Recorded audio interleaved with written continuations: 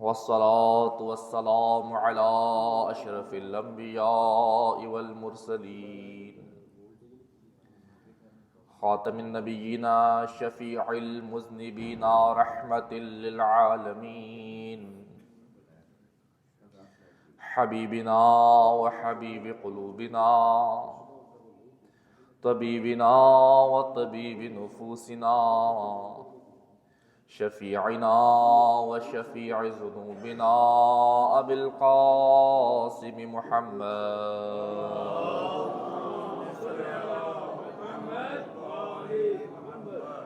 ثم الصلاة والسلام على أهل بيته الطيبين الطاهرين المعصومين المنتجبين الميامين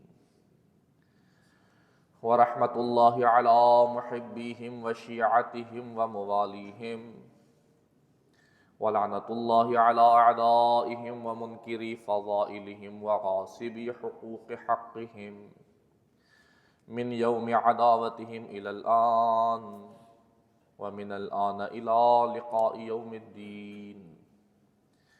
أما بعد فقد قال رسول الله صلى الله عليه وآله وسلم إن الله تعالى نصب في السماء السابعة ملكا يقال له الداعي فإذا دخل شهر رجب ينادي ذلك الملك كل ليلة منه إلى الصباح طوبى للذاكرين وللطائعين بر محمد وآل محمد صلوات.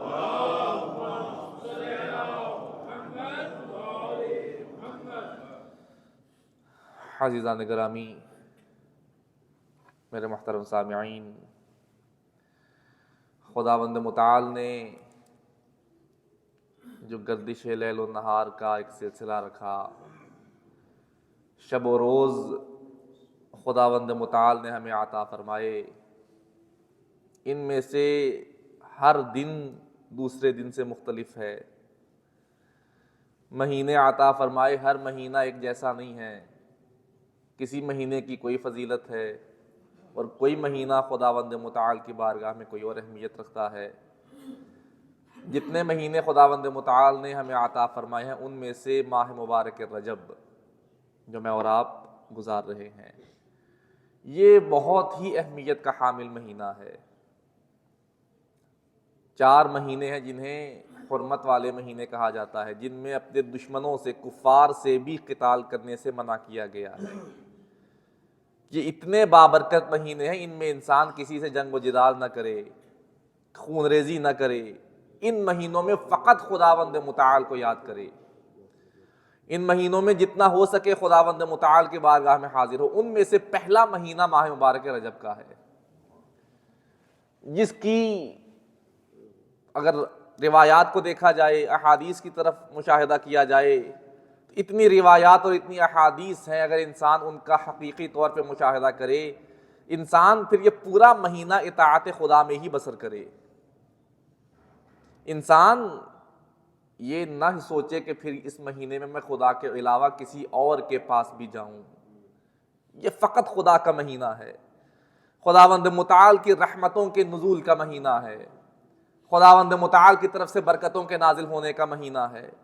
اب یہ ہم پہ ڈیپینڈ کرتا ہے کہ ہم کس حد تک ان رحمتوں کو، ان برکتوں کو سمیٹتے ہیں اور کس حد تک ہم سمیٹنے میں کامیاب نہیں ہوتے. بارہا عرض کرتا ہوں، یہ مہینے، یہ ایام بار بار نصیب ہونا قسمت والوں کو نصیب ہوتے ہیں. ابھی ہمیں یہ لمحات نصیب ہیں، ہماری قسمت ہے. خداوند متعال کا شکر ہے کہ خدا نے یہ بابرکت ایام، یہ بابرکت لمحات نصیب فرمائے ہیں. لیکن کسی کو کیا گارنٹی ہے کہ آئندہ پھر یہ لمحات نصیب ہوں گے؟ کسی کو کیا ضمانت ہے کہ یہ لمحات پھر سے خداوند متعال عطا فرمائے گا؟ اپنی اطراف میں نظر دوڑائیں نا، کتنے افراد تھے جو ہمارے ساتھ پچھلے مہینے میں، پچھلے سال میں، ان ایام میں ساتھ تھے، آج ساتھ نہیں ہیں. اور اگلے سال تک مؤمن تو اگلے سال کی کیا، مولا کائنات سے جب پوچھا گیا کہ مولا موت کیسی ہے آپ کے نزدیک، کتنا یقین ہے آپ کو زندگی پر، مولا فرماتے ہیں ایک سانس جو باہر آ رہا ہے اس کے اندر جانے کا بھی یقین نہیں کہ یہ سانس صحیح طرح سے اندر بھی جا سکے گا یا نہیں جا سکے گا. اتنی موت قریب ہے، انسان نہیں اس کو مشاہدہ کر رہا.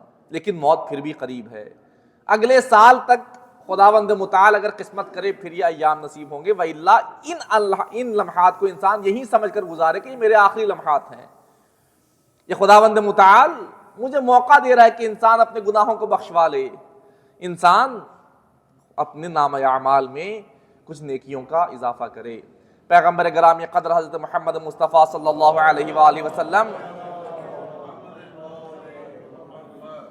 پیغمبر گرامی قدر کا فرمان ہے، پیغمبر فرماتے ہیں ان اللہ تعالی نصب فی السماء السابعۃ ملکا. خداوند متعال نے 7ویں آسمان پر ایک فرشتے کو مقرر کیا ہے. 7ویں آسمان پر وہ ملک موجود ہے، اس ملک کا نام ہے داعی، یقال لہ الداعی. اسے داعی کے نام سے پکارا جاتا ہے. اس داعی نامی ملک کا کام کیا ہے؟ پیغمبر فرماتے فَإِذَا دَخَلَ شَهْرُ رجب، جب بھی رجب المرجب کا مہینہ داخل ہوتا ہے، جب کبھی بھی ماہ رجب کا آغاز ہوتا ہے، اس فرشتے کی ڈیوٹی ہے يُنَادِي ذَلِكَ الْمَلَكُ كُلَّ لَيْلَةٍ مِّنْهُ إِلَى الصَّبَاحِ. پورے ماہ مبارک رجب میں اس کی ذمہ داری ہے رات سے لے کر صبح تک اس نے ندا دینی ہے، رات سے لے کر صبح تک روزانہ اس نے پکارنا ہے. اور کن الفاظ سے پکارنا ہے؟ طوبیٰ للذاکرین وطوبیٰ للطائعین.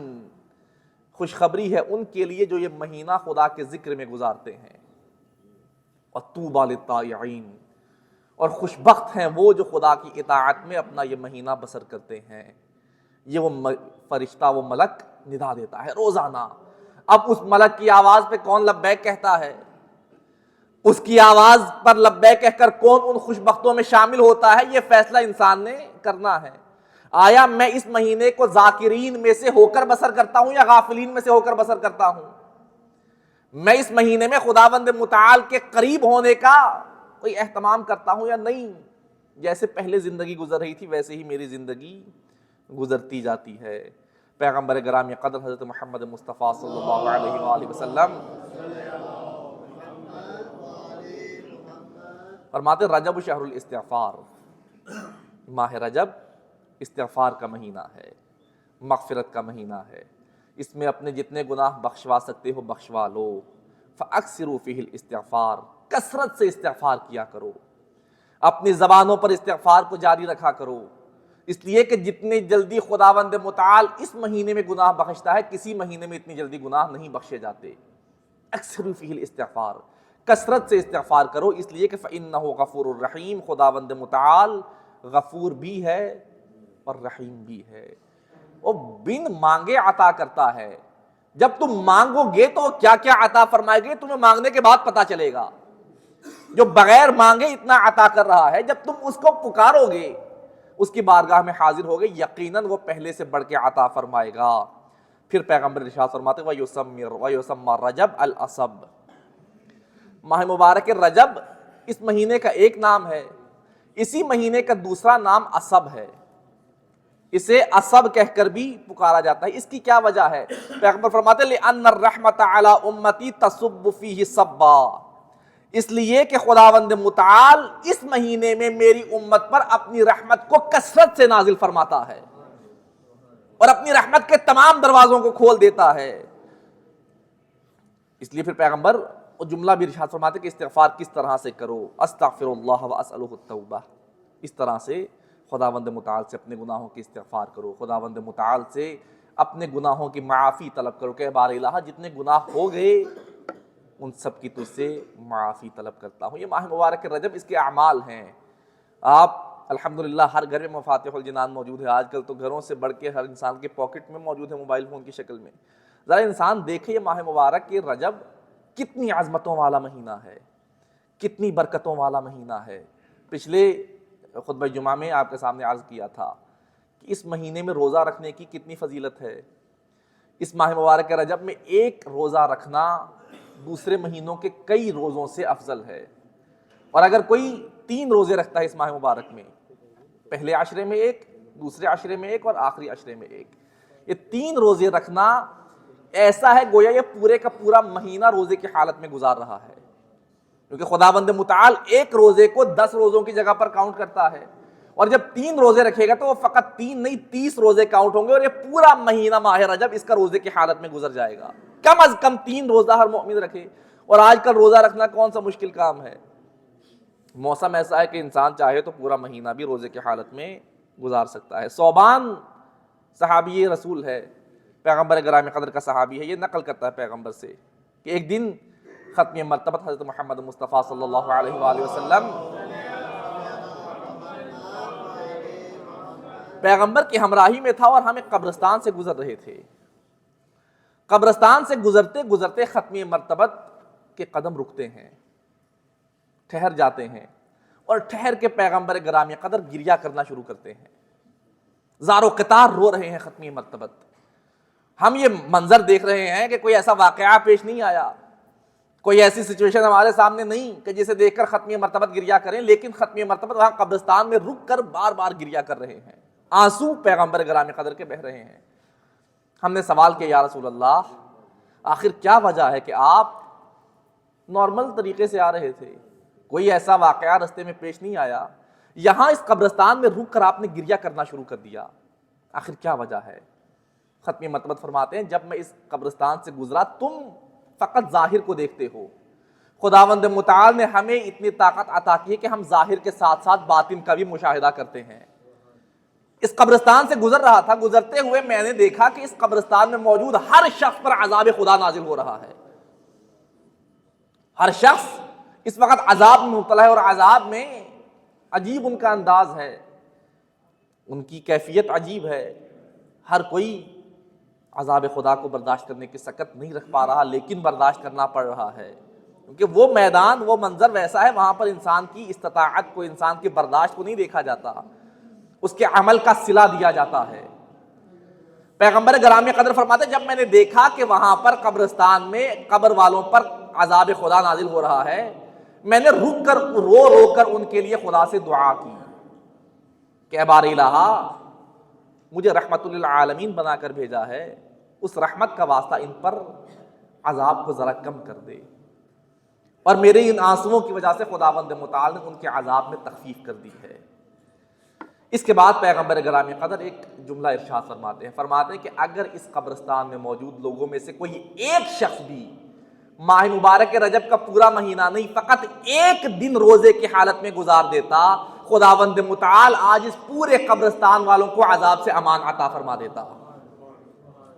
ایک روزہ ماہ مبارک رجب کا عذاب خدا سے، عذاب قبر سے انسان کی بخشش کا سبب بن جاتا ہے، اس لیے کہ یہ ایام عام ایام نہیں ہیں، یہ ایام خدا کے ایام ہیں، یہ مہینہ خدا کا مہینہ ہے، اسے انسان ویسے گزارے کہ یہ مہینہ جب میری زندگی میں آیا ہے میں خدا کا مہمان بن گیا ہوں، میں خداوند متعال کے مہینے میں داخل ہو گیا ہوں، اور ویسے ہی اس کو بسر کرنا چاہیے۔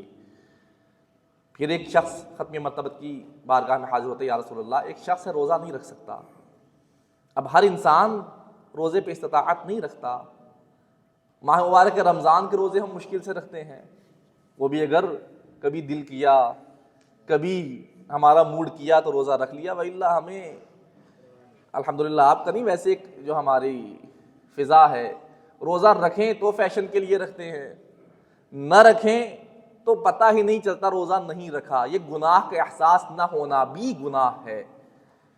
ایک انسان روزہ نہیں رکھتا لیکن یہ احساس ہے میں خدا کی بارگاہ میں جسارت کر رہا ہوں، لیکن ایک انسان ہے روزہ نہیں رکھتا، اسے یہ احساس بھی نہیں کہ جسارت کر رہا ہوں، یہ انسان کے اندر سے وہ احساس کا ختم ہو جانا، یہ خداوند متعال کی طرف سے انسان جب گناہ کرتا چلا جاتا ہے خدا توفیق کو سلب کر دیتا ہے، خداوند متعال اس کے اندر موجود وہ جو آواز آتی ہے نا انسان کو، وہ آواز مر جاتی ہے، انسان کا مصلح ختم ہو جاتا ہے۔ ختم مرتبت سے سوال کرتا ہے یا رسول اللہ کوئی انسان بیمار ہے روزہ نہیں رکھ سکتا، کیا وہ یہ ثواب حاصل نہیں کر سکتا؟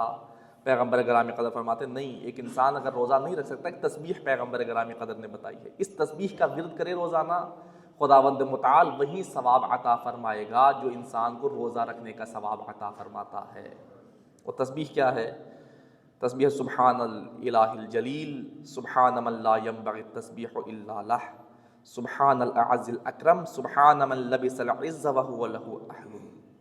ہر موبائل فون میں موجود ہے، مفاتیح الجنان میں موجود ہے، دعاؤں کی کتابوں میں موجود ہے، اعمال کی کتابوں میں موجود ہے۔ ایک لائن کا سینٹنس ہے۔ پیغمبر فرماتے ہیں کہ انسان روزانہ 100 مرتبہ یہ تسبیح پڑھے، خداوند متعال وہی ثواب عطا کرے گا جو اس پورے ماہ مبارک میں روزے کی حالت میں گزارنے والے کو خدا عطا فرماتا ہے۔ اپنے بستر پہ بیٹھے، اپنے گھر بیٹھے، اپنے آفس میں بیٹھے، کہیں بھی انسان یہ تسبیح کر سکتا ہے۔ ابو سعید خدری پھر صحابی پیغمبر ہے، یہ پھر پیغمبر گرامی قدر سے نقل فرماتا ہے، کہتا ہے کہ پیغمبر گرامی قدر فرماتے ہیں، اس نے سوال کیا ختمی مرتبہ سے، یا رسول اللہ کوئی ماہ مبارک رجب کے اعمال ہیں، 7ویں رجب کے اعمال ہیں، 15ویں رجب کے اعمال ہیں، پھر شب بعثت ہے اس کے اعمال ہیں، یا رسول اللہ کوئی یہ اعمال نہیں بجا لا سکتا تو کیا کرے؟ تو سوال کیا، یہاں سے مولا کائنات جواب میں ارشاد فرماتے ہیں، مولا فرماتے ہیں اگر کوئی ماہ مبارک کے رجب میں روزہ نہیں رکھ سکتا تو کم از کم صدقہ عطا کرے، خدا کی خوشنودی کے لیے اس مہینے میں صدقہ دے جتنا دے سکتا ہے۔ اب پھر صدقہ دینے میں کوانٹٹی میٹر نہیں کرتی، کتنا دے رہا ہے، ایسا نہیں کہ صدقہ فقط وہ دے سکتا ہے جو لاکھوں میں کما رہا ہے، یا وہ نہیں دے سکتا جو ہزاروں میں کما رہا ہے، جو 100 میں کما رہا ہے، نہیں، صدقہ ہر انسان کا اس کی اپنی استطاعت کے مطابق ہے۔ ہو سکتا ہے لاکھوں والے کا صدقہ بسا اوقات وہ لاکھ میں سے 100 دے رہا ہے، ایک انسان 1000 کماتا ہے اس میں سے 100 دے رہا ہے، وہ لاکھ والے سے اس 1000 والے کا صدقہ خدا کی بارگاہ میں ہو سکتا ہے زیادہ مقبول ہو۔ اس لیے اس میں کوانٹٹی میٹر نہیں کرتی، کون زیادہ دے رہا ہے کون کم دے رہا ہے۔ ہاں اگر کوئی چیز میٹر کرتی ہے تو یہ کہ وہ کس نیت سے دے رہا ہے، وہ کیا اس کے پیچھے موٹیو کیا ہے، آیا اس لیے دے رہا ہے کہ لوگ دیکھ کر کہیں گے یہ صدقہ دے رہا ہے، راہ خدا میں خرچ کر رہا ہے، یا نہیں اس نیت سے دے رہا ہے کوئی دیکھے یا نہ دیکھے میرا خدا کم از کم میرے اس صدقے کو قبول کرے۔ اگر یہ نیت ہے، ہو سکتا ہے انسان کے 10 روپے بھی بہت بڑی مقدار میں اس کے سامنے آئے، لیکن اگر یہ نہیں اس کی نیت، دکھاوا ہے، ریا ہے، پھر جتنا بڑا کوانٹٹی جتنی بھی ہو جائے اگر کوالٹی نہیں ہے وہ خدا کی بارگاہ میں نہیں پہنچتا۔ اگر نہیں اعمال کر سکتا تو صدقہ دے، اور اگر کوئی صدقہ دیتا ہے تو ایک لمبی چوڑی روایت تھی آپ کے سامنے پیش کی تھی، مولا فرماتے ہیں اگر کوئی اس مہینے میں فقط رضائے پروردگار کے لیے صدقہ دیتا ہے، خداوند متعال بروز محشر اسے اتنا اجر عطا فرمائے گا کہ کوئی بھی بشر اس کے بارے میں تصور نہیں کر سکتا، کوئی سوچ نہیں سکتا کہ کسی عمل کا اتنا بھی صلہ دیا جا سکتا ہے، خدا اتنا صلہ عطا فرمائے گا۔ ہم اس لیے نہیں سوچ سکتے کہ ہماری سوچ محدود ہے، ہماری یہاں پر بہت سی لیمیٹیشنز ہیں، ہم اس سے نکل کر سوچ نہیں سکتے۔ وہ عالم ایسا عالم ہے جہاں پر کوئی لیمیٹیشن نہیں ہے، جہاں پر کوئی حدود و قیود نہیں ہے، وہ حدود و قیود سے ماورا عالم ہے، تو وہاں پر خداوند متعال اتنا عطا فرمائے گا نہ کوئی ذہن تصور کر سکتا ہے، نہ کوئی آنکھ اتنا دیکھ سکتی ہے، نہ کوئی کان اتنا سن سکتا ہے، اور نہ کوئی زبان اتنا بیان کر سکتی ہے، فقط اسے جو خالصتاً للہ صدقہ عطا کرتا ہے۔ تو اس کے اگر اعمال کی طرف جائیں، بہت اعمال ہیں، آپ الحمدللہ سب ایجوکیٹڈ ہیں، خود مطالعہ کیجئے، اور یقیناً کرتے ہیں، جو نہیں کرتے مراجعہ کریں۔ خداوند متعال ہمیں اس ماہ مبارک میں زیادہ سے زیادہ اعمال بجا لانے کی توفیق عطا فرمائے۔ درود پڑھیے محمد و آل محمد کے ذات پر۔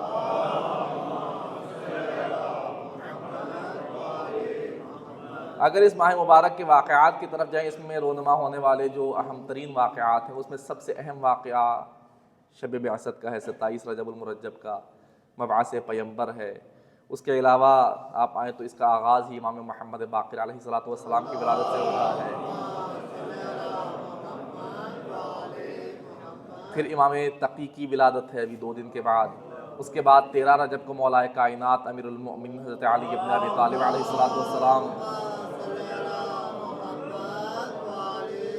مولا کی ولادت ہے، امام محمد تقی کی شہادت بھی اسی ماہ مبارک میں گزر چکی ہے، اور 25 رجب کو امام موسیٰ کاظم علیہ السلام کی شہادت ہے۔ تو یہ جہاں بابرکت ایام ہیں، اس میں مناسبتیں اس کی برکتوں کو مزید بڑھا دیتی ہیں۔ جب یہ ایام فقط ایام ہوں، ان کا اور مقام ہے، یہی ایام کسی معصوم سے منسوب ہو جائیں، ان کا مقام اور بڑھ جاتا ہے۔ اگر فقط ماہ مبارک رجب کا کوئی مناسبت نہ ہو، اتنا مقام ہے، تو وہیں ماہ مبارک رجب کا دن اگر مولا کائنات کی ولادت کا دن بن جائے تو اس کی برکتیں اور کہیں بڑھ جاتی ہیں۔ فقط ماہ مبارک رجب کی 27 رجب ہو اس کا اور مقام ہے، وہیں 27 رجب جب معراج پیمبر بعثت پیمبر کے ساتھ منسوب ہوتی ہے اس کا مقام اور کہیں بڑھ جاتا ہے۔ تو یہ نسبتیں اس میں مزید اضافہ کرتی ہیں۔ انشاءاللہ اس حوالے سے جشن میں آپ شرکت کریں گے، فقط چونکہ 2 دن کے بعد امام تقی کی ولادت ہے، مولا کا ایک فرمان، اور انشاءاللہ آپ کی زحمتیں تمام کی جائیں۔ مولا امام محمد تقی علیہ الصلوۃ والسلام